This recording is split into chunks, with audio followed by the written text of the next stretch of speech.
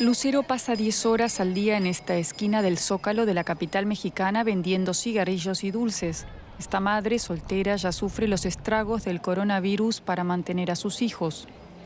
Pues sí nos afectaría la cuarentena porque pues no tenemos un sueldo fijo ni ayuda del gobierno, entonces nosotros como discapacitados pues tenemos que salir a trabajar día a día.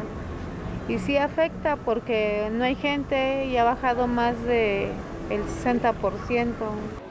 Hay menos transeúntes y tráfico rodado, pero todos los comercios siguen abiertos en el centro de Ciudad de México, donde se respira un ambiente de normalidad.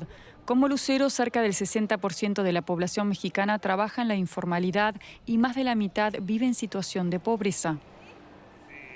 Pues sí, ha bajado muchísimo la gente. Y sí nos preocupa porque pues al final de cuentas tenemos que hacer pagos, tenemos que ver cómo le vamos a hacer para la comida.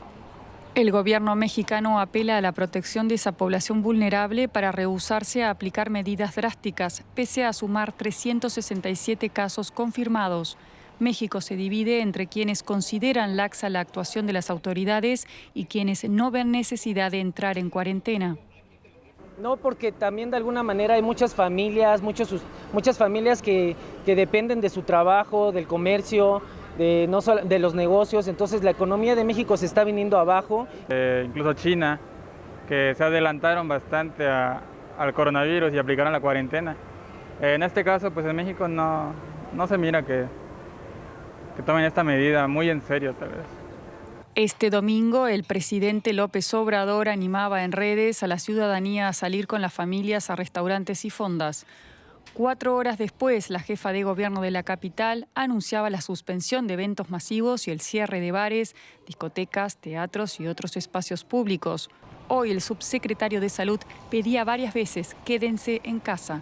Mensajes confusos que por el momento tan solo se traducen en medidas preventivas como mantener cierta distancia y lavarse las manos con frecuencia, aunque en el ajetreo callejero esto tampoco se cumple. Pues sí está aplicando medidas, pero no las suficientes. Hace falta un poco más de información y que la gente tenga conciencia de hacerlo, todo lo que están diciéndonos que hagamos. Pero pues no se ve pues realmente que los mexicanos estemos tomando en serio las medidas de prevención. Entonces no creo que realmente lo estemos tomando como algo realmente serio, porque estamos haciendo cosas cotidianas que hay gente que pues sí por la necesidad tenemos que salir. Ayer lunes, México entró en la fase segunda de la epidemia al registrar 5 contagios comunitarios no importados, por lo que el gobierno anunció que movilizará a militares para las labores sanitarias y les destinará un aporte extra de $180 millones. Además, adelantará pagos mensuales a los estados y al Instituto de Salud para el Bienestar.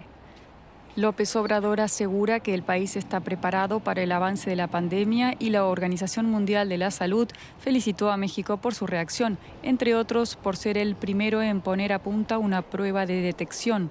Como medidas socioeconómicas, el gobierno apenas anunció la restricción de actividades laborales que requieran trasladarse.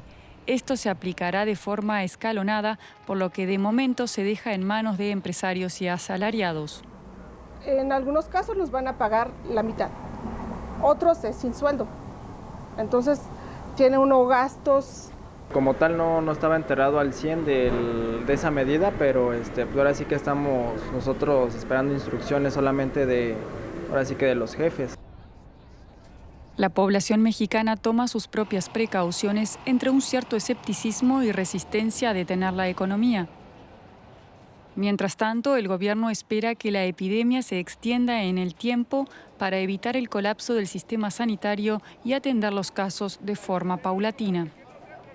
Ciudad de México sigue funcionando casi en total normalidad, al menos aparente. Apenas las grandes corporaciones la semana pasada y el sector público en esta mandaron a sus empleados a trabajar desde casa, mientras en las zonas acomodadas algunos restaurantes, pocos ya han cerrado, el resto en su mayoría están vacíos, pero tanto en el centro como en barrios de menores recursos, todos los comercios y también las grandes cadenas siguen abiertas, pese al anuncio de restricciones del gobierno mexicano.